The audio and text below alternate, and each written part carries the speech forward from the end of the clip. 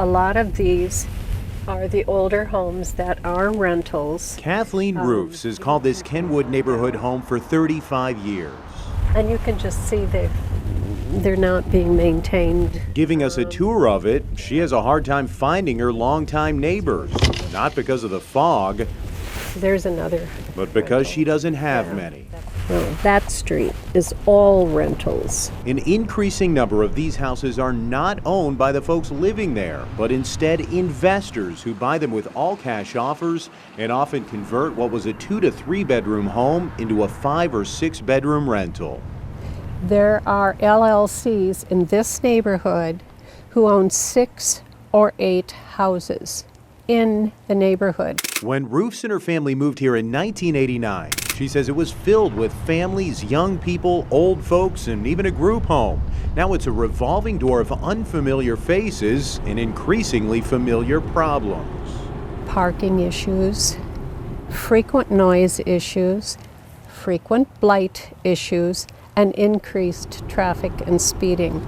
We have experienced lots of changes. Roof says her beef isn't with renters or even the concept of rental properties, as she's landlord of a small home nearby.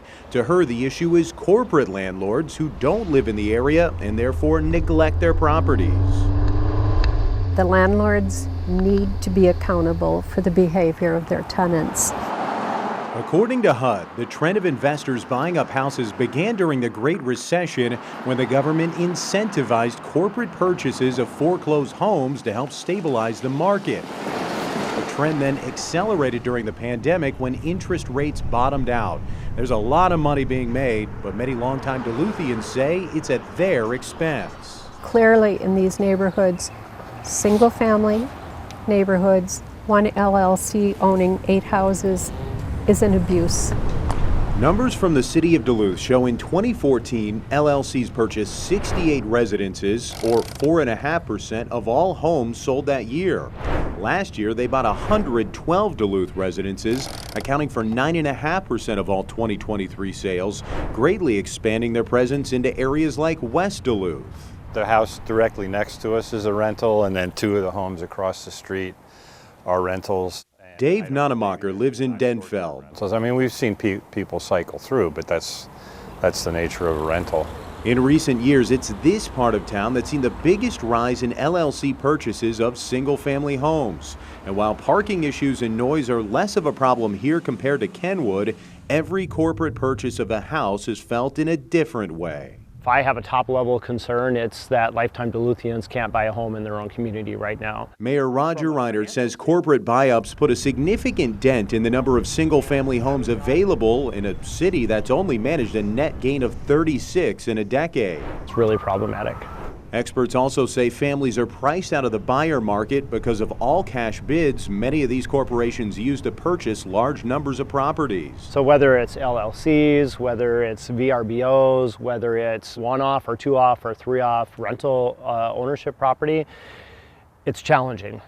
And everyone in Duluth knows it's challenging because it makes it really hard to find a home. We asked the county assessor for a list of all the investor-owned properties in the city of Duluth. Here it is right here, 1,660 of them, or 6% of all residences in Duluth. That compares to 5.7% of residences in Rochester and 3% in the Twin Cities. This is a big problem for them as well. The difference is they have plenty more room to build. We don't. That's why lawmakers are now getting involved. We obviously know this is an incredibly pressing issue. Duluth State Rep Liz Olson co-sponsored a bill during this past legislative session aimed at putting limits on corporate home ownership. I represent Park Point, I represent West Duluth. You know, we see what's happening and we want to keep, the goal is to keep as many homes that are affordable. The legislation would limit corporations to 10 single-family rental homes in each city. Companies that already own more than that would be required to sell them within 2 years of the law taking effect. There would also be some restrictions around usage. Would put some scrutiny around them having to disclose what their intent is, who they are, as well as have some restrictions on no more than 10 property buy-ups without the intent of keeping them as single-family homes that they would be living in. Our digging found there are 21 companies in Duluth that own 10 or more residences. But the bill received some pushback. Republicans say forcing companies to sell homes is unconstitutional. There's also a fear that trying to cap rentals isn't realistic. Because caps don't work.